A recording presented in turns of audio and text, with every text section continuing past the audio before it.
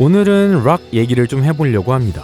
락은 그냥 시끄럽기만 한 음악이 아니죠. 오히려 70년 넘게 전 세계 음악판을 흔든 괴물 같은 장르입니다. 근데 재밌는 건 변화를 거듭해도 그 뼈대는 항상 기타, 베이스, 드럼이라는 점이죠. 아마 이게 진짜 롱런의 비결이 아닐까요? 그래서 지금부터 락의 역사를 음악적으로 그리고 이론적으로 한번 가볍게 살펴보고자 합니다. 물론 수많은 세부 장르들과 잠깐 반짝이고 역사 속으로 사라진 많은 하위 장르들이 또 있겠지만 오늘은 메인스트림 위주로 다뤄보도록 하죠. 세상을 향한 외침이자 침묵하던 청춘의 분노로 정의할 수 있는 락. 이 사운드는 어떻게 태어나 어떻게 진화했고 지금은 어디에 있을까요?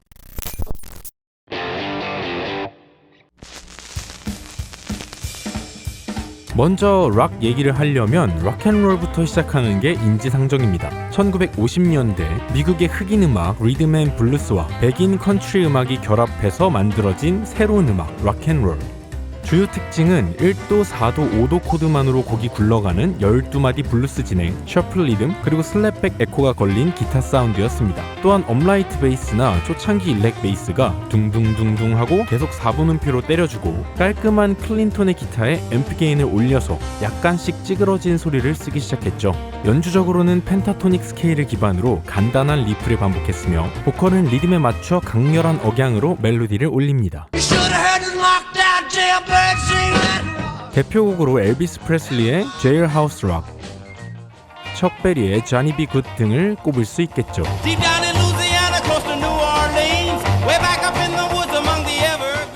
엘비스 프레슬리, 이분은 마이클 잭슨과 더불어 대중음악계의 신 그 자체죠. 그의 보컬은 컨트리 감성과 R&B 그루브를 동시에 담았고 당시에는 외설적이라고 생각되어 배척되던 하반신을 흥겹게 흔드는 춤을 선보이며 미국 전체를 뒤집어 놓았습니다. 그리고 락앤롤 그 자체로 불리는 척 베리, 떠오르지 않나요? 한국인에게도 익숙한 검정 고무신의 향수. 그는 블루스 스케일 기반의 기타 리프를 중심으로 락 기타 연주의 기본 공식을 만들었다고 평가받고 있습니다. 락앤롤, 이 음악은 청소년의 정체성과 반항심을 상징했습니다.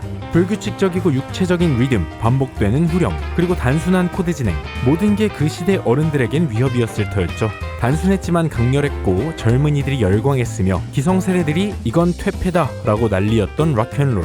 세상에 빠르게 전파되기 위해 이보다 더 완벽한 조건이 있을까요? 실제로 락앤롤은 순식간에 전 세계를 지배하게 됩니다.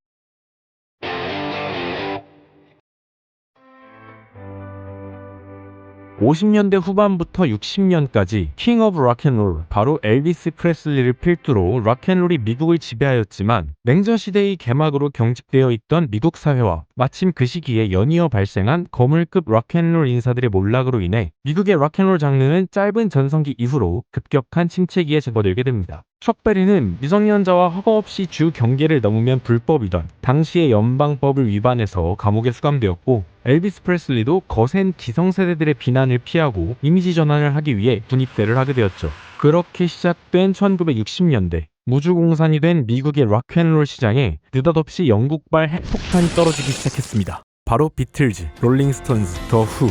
이게 바로 브리티시 인베이전이죠. 1964년 발매한 비틀즈의 첫 미국 앨범 Meet the Beatles는 역사적인 대히트에 성공했으며 그들이 출연한 첫 미국 TV쇼인 에드 설리반 쇼는 당시 미국 인구의 40%가 시청하는 엄청난 기염을 토해내게 됩니다. 2021년에 작성된 켄 반즈의 기사에 따르면 비틀즈의 미국 진출 이후 미국 음악가의 3분의 1이 완전히 몰락하였으며 25% 정도의 아티스트들만 꾸준한 인기를 유지할 수 있었다니 말 그대로 브리티시 인베이전, 영국인들의 침략 그 자체였죠. 이들은 미국의 블루스 앤 락앤롤을 자기들만의 스타일로 재해석하면서 송라이팅과 스튜디오 프로덕션을 새로운 차원으로 끌어올리는 데에 성공했고, 또한 음악적으로도 여전히 3코드 기반이 대세이긴 했지만 멜로디 라인이 훨씬 세련되고 보컬 하모니도 다채로웠습니다. 비틀즈의 A Hard Day's Night을 들어보면 7/4 코드로 시작해서 기존 락앤롤에서는 안 쓰던 텐션을 자주 포함시키며 새로운 사운드를 들려주고 있죠. 또한 최고의 히트곡 중 하나인 I Wanna Hold Your Hand는 기존의 락앤롤 구조를 답습하면서도 신선한 리듬과 하모니를 보여주어 미국 땅에 새로운 문화적 충격을 남겼습니다. 또한 이 시기에 멀티트랙 녹음이 발전하면서 악기별로 따로 녹음하고 편집, 오버더빙하는 게 가능해졌는데 이건 후배 장르들인 프로그레시브 락과 하드락 발전의 기초가 되기도 했죠.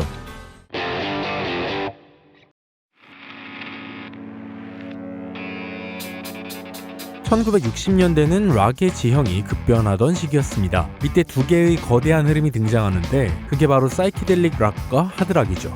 그중 사이키델릭 락은 한마디로 하자면 소리를 환각처럼 만든 락으로 마치 약을 한 것처럼 몽환적으로 느껴지는 분위기가 사이키델릭 락의 가장 큰 색채이며 그러한 표현을 위해 다채롭고 실험적인 시도가 많이 선보여졌죠. 보편적으로 사이키델릭 락의 시발점으로 여겨지는 비틀즈의 레인에서는 대중음악 최초로 역재생 사운드를 사용하였으며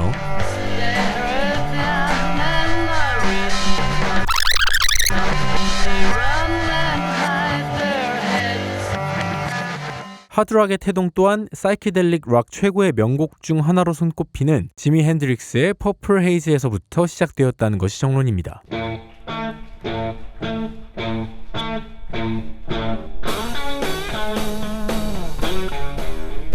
특히 싱글 위주의 음반 발매 시장에서 수록된 곡들이 서로 유기적으로 연결되며 하나의 주제로 통일되어 이야기를 담는 서사적 형태의 컨셉 앨범들이 이 시기에 본격적으로 발매되기 시작하면서 사이키델릭 락은 음악계를 넘어서 모든 대중예술계에 큰 영향을 끼쳤는데요. 비틀즈의 페퍼 상사나 핑크 플로이드의 The Dark Side of the Moon은 그 중에서도 최고로 꼽힐만 하죠. 페퍼 상사는 컨셉 앨범이라는 개념을 대중적으로 확립했으며 그 유명한 에비 로드 스튜디오에서 테이프 루프, 백마스킹 등의 실험적 시도와 함께 새로운 음향 세계의 지평을 열었고 대중음악도 예술이 될 수 있음을 보여주었습니다. 상상의 군악대라는 세계관을 통해 곡 전체를 하나의 주제의식으로 관통하고 기존의 싱글 위주가 아닌 앨범 중심의 작품 활동을 메인스트림으로 올려두었으며 사상 최초로 앨범의 모든 곡의 가사를 수록하고 특별 엽서 등을 부록으로 삽입해 앨범을 소장품의 경지까지 이끌어낸 것이죠. 핑크 플로이드의 The Dark Side of the Moon 또한 그 유명한 프리즘 커버부터 시작해서 음악과 공연을 단순히 소리적인 예술이 아닌 시각의 범주까지 확장시키는 데에 성공했습니다. 이러한 사이키델릭 락은 공연 또한 예술의 경지로 이끌었는데요. 라이브 비주얼 아트라는 단어로 표현할 수 있겠네요. 수많은 조명과 다중 영상 투사, 광학 효과 등을 적극적으로 활용하여 관객들에게 새로운 라이브 공연 관람의 지평을 열어주었고 결과적으로 사이키델릭 락은 하나의 장르에서 그치는 것이 아닌 시각과 청각을 하나로 아우르는 새로운 시도이자 혁명이 되었습니다.